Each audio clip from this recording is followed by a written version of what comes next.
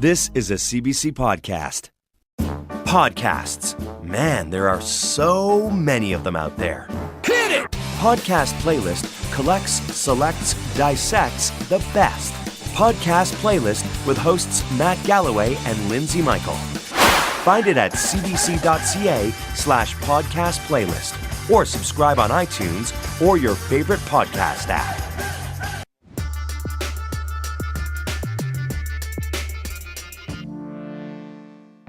In regards to the specific case you mentioned, we received assurances, the same assurances that are in the public declaration made in this case, and we are satisfied with that.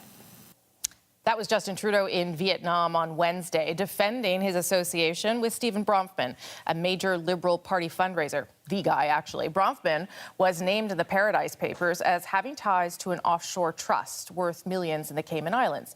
First, Bill Morneau, now Stephen Bronfman. Trudeau's been spending a lot of time lately defending multimillionaires at issue. Is here to talk about that and more for the first time in a long while. They're really here at the table in Toronto, and I get to join them, which is a thrill. Andrew, Chantal, and joining us for the first time tonight, initiating it with me, Josh Wingrove of Bloomberg. Good to see you all. Thanks, Rosie. And welcome to the nice big studio. Yeah, it's nice.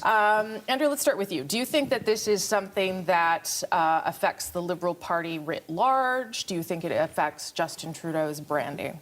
A bit of both, and it's compounding on top of a bunch of other things, on top of Bill Morneau's troubles, on top of the broader issue of numbered companies, on top of the Cash for Access fundraisers with the Chinese billionaires, on top of the Christmas with the Aga Khan.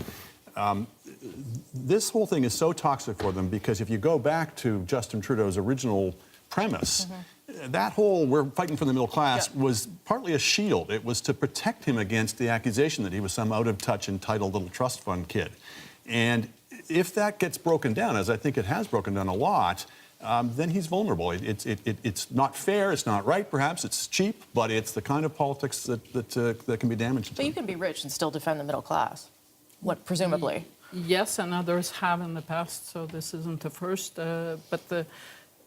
At some point, you also have to address the substance of the issue.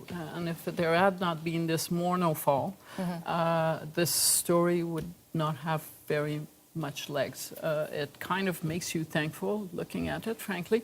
And Trudeau should be thankful that we have changed the political financing of parties. So that what this mostly illustrates is when big money was in the financing of parties, you could actually blackmail a prime minister into doing things that your friends who were also deep pocket donors wanted. Right. In this day and age, to call Stephen Bronfman the bagman for the Liberal Party is kind of a caricature in the sense that even if he brings all of his friends to one evening to meet Justin Trudeau and give money, they'll all still only give $1,500 that year, and they'll have to do it the next year. There's no real bag of money anymore. No. So up to a point, it does illustrate why it was essential to change those rules and how that changed the game rather significantly for people with deep pockets. But what about the issue of tax reform? I mean, that's where this, and you're right, I think you're all right. If it hadn't been the Morneau thing, I'm not sure that this would have picked up as much traction. So have they lost credibility on the issue of trying to reform taxes at all? Well, I think the question is, in many ways, how does Justin Trudeau, the Prime Minister, respond, and how does Justin Trudeau, the Liberal leader, respond? I mean, you saw him there. The question is, hey, this is your chief fundraiser. What are you going to do about it? And the answer is nothing. And I think Chantal has illustrated some of the reasons why. A lot of the people caught up in this, Wilbur Ross comes to mind, the U.S. Commerce Secretary, I think have a lot more pressing questions in front of them now than Stephen Bronfman does. A lot of the revelations in Canada were more jaw-dropping for the Colbert angle. Politicians, frankly, who've sort of come and gone from the Ottawa scene.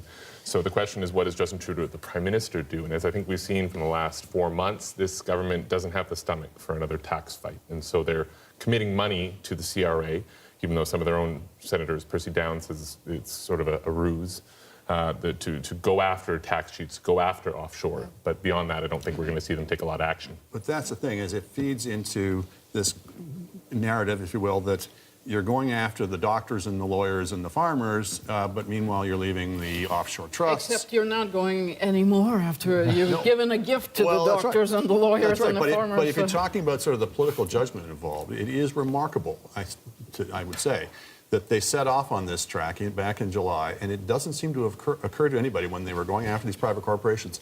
Do you think anyone will mention our own private corporations? Yeah. Again, it's ad hominem, but if you're asking to be congratulated for your commitment to fairness and justice, it does great on people. This is a government also that taxes income. They don't tax wealth. They back down from taxing the capital gains stuff. That's right. They have not moved, or sorry, I should say the stock option stuff. They haven't moved on capital gains. You know, there's a good argument to me. I think the reason why there's traction to the doctors and lawyers is that this is a government going after more of the upper middle class than the truly rich. That sort of leads me to the next part of what I want to talk about, and that is, you know, if you go back to the way the tax reform thing was announced back in the summer, and then the way it all unfolded, there are people now inside the government who are saying, are we making these mistakes because we are so focused on Donald Trump and NAFTA? So it's 1 year since the election. It's 1 year since they put that war room in place. They're spending a lot of effort and energy and resources doing that. Are they doing that to the detriment of other things, Chantal? Of course they are. In the same way that the Quebec referendum changed the rest of Jean Chrétien's first mandate, it was not their plan to suddenly have to deploy all their resources on the unity front, and a lot of other things fell by the wayside. And the night of the American election, Justin Trudeau's agenda was hijacked. Things that were not even in the pile became to-do things at the top of the list. Yeah. And it's an ongoing process. It's not a crisis you can resolve and then you can move on. This is going to be overshadowing the rest of the mandate.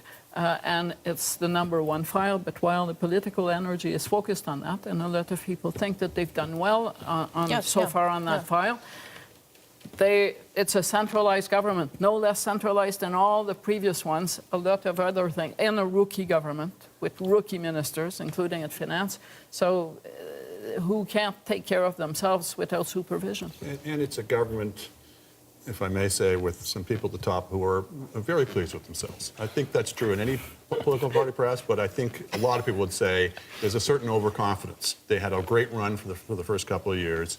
And without taking away from the point, yes, Donald Trump was this huge distraction, but I think you can walk and chew gum at the same time. And I'm not sure we could lay this problem of how they pitched the tax reform to that. I think it's more they just didn't see it coming, and they maybe were just a little too overconfident about it. And flat-footed. They didn't respond quickly when it started brewing. Yeah, I mean, I'm not saying the president is the reason for their mistakes, certainly, but would it help if they were able to sort of not spend so much time on that, given that we don't really have evidence, and you and I were talking about this, that it's paying off? Would it be better if they sort of refocused domestically, I guess? Well, I think that they have a bandwidth issue. They haven't been particularly good at passing legislation. They haven't been particularly good at managing the House broadly. But, you know, Trump is hanging over them whether they like it or not. I'm not sure sort of rehashing and relitigating it is going to, you know, get them anywhere. I think that they are going to find themselves, and we saw this in the last round in D.C., even, you know, in this for months and months and months. Last round of negotiations for NAFTA. And ultimately, this is how you judge governments, is how do they react to events they didn't foresee, that weren't in their mandate. For sure. Brian Mulroney didn't run on free trade, but when it became clear that he had to do it, he did it.